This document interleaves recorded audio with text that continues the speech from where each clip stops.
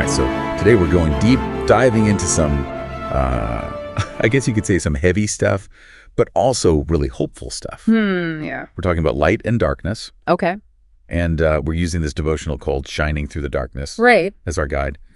And this whole devotional, it's based on a verse from the Bible, from John 12:46, specifically the part where Jesus calls himself the light of the world. Interesting. So, like, how does this devotional, how does it approach that? Is it very, is it straightforward, or does it, kind of... It's interesting you say that because it actually jumps right into the deep end. Oh, You know, right. it doesn't shy away from like really dissecting what these concepts mean, like what light really represents and what darkness represents in a spiritual sense. I see. So it's not just about, like, literal darkness, right? Exactly. It's more about those times in our lives when we feel, lost or maybe without a sense of purpose. Right. Like we're kind of stumbling around in the dark. Yeah, I think everyone's felt that at some point. Yeah. So what does it say about, like, what those terms actually represent? Well, it frames darkness as like being separated from God, Yeah. where fear and confusion, they kind of take over. Yeah. But on the flip side, it talks about light as like this experience of being connected to God, and where we find hope and truth. Okay, so it's about that connection, that relationship. Makes sense. Yeah, exactly. And the devotional really emphasizes this idea that that faith in Jesus, it's like this transformative power that can help us move from that darkness into the light. Like, by accepting Jesus as the light, the author is saying we can kind of leave behind that despair, Right. and step into a deeper, more vibrant relationship with God. Now, that's an interesting phrase, vibrant relationship. I mean, does the devotional get into, like, the specifics of what that looks like, or how we actually cultivate that kind of relationship? It does. It talks about things like regular prayer and studying the Bible.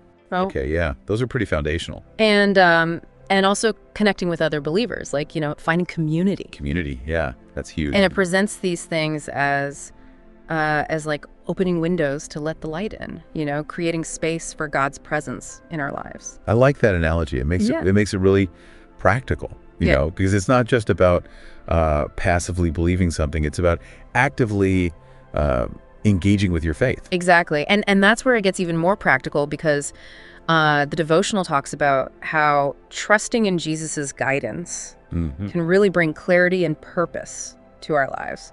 Now, that's something I think a lot of people struggle with, like finding that sense of direction, knowing where they're going. Oh, I know I have.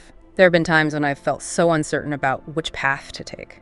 But this idea that the devotional emphasizes, seeking guidance through prayer, through reflection, that's something I can really connect with. Right. It's not about having all the answers ourselves. It's about being open to a source of wisdom that's maybe a bit beyond our own understanding. Yeah, absolutely. And, there's this really striking image that the devotional uses. It talks about a lamp on a stand. Okay. And it uses that to illustrate our role as believers, reflecting Christ's light. A lamp on a stand. Just as that lamp illuminates a room, we as believers are meant to illuminate the world around us. I see. So it's about being that source of light for others. That's beautiful. It is. And it's not just about like the grand gestures or big actions. It's also about those small everyday acts of kindness, of compassion. Right. The little things that can make a big difference. Exactly. And speaking of reflecting light, the devotional, it connects this whole idea to a verse in the Bible. Yeah. In Matthew 5:1-16, where Jesus, he tells his followers that they are the light of the world. It's a pretty powerful statement. Yeah.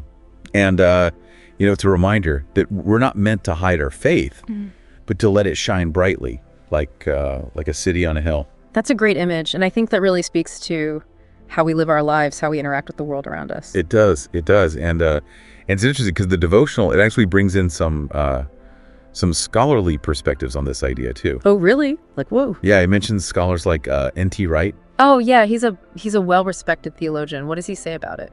Well, he often emphasizes that this call to be light, it's not just about, like personal piety. Okay. It's about actually embodying the values of God's kingdom. Things like justice and mercy and compassion. And he really challenges us to ask ourselves how our actions are. How are they reflecting those values? Right. in a world that desperately needs them. That's a really important point, because it's easy to get caught up in just focusing on ourselves and our own spiritual growth. But it's about so much more than that. Exactly. It's about acknowledging that darkness does exist in the world. Yeah. But choosing to be a source of light even in the face of challenges. Yeah, and I think that's a powerful message, especially in the times we live in. It is. It is. So as we wrap up this deep dive, what would you say is the most significant takeaway? Like, what do you hope our listeners, what do you hope they walk away with? Well, I think the core message is the transformative power of faith in Jesus. You know, how it can guide us out of those dark places we find ourselves in, and how it can empower us to be a light for others. The beautiful message. And it definitely leaves us with a lot to think about. You know, how can we, in our daily lives, really be that source of light? What practical steps can we take to reflect God's love and bring hope to the world around us? That's something I hope you, the listener, will continue to explore. Yeah, absolutely. So thanks for joining us on this deep dive. Until next time. Thanks.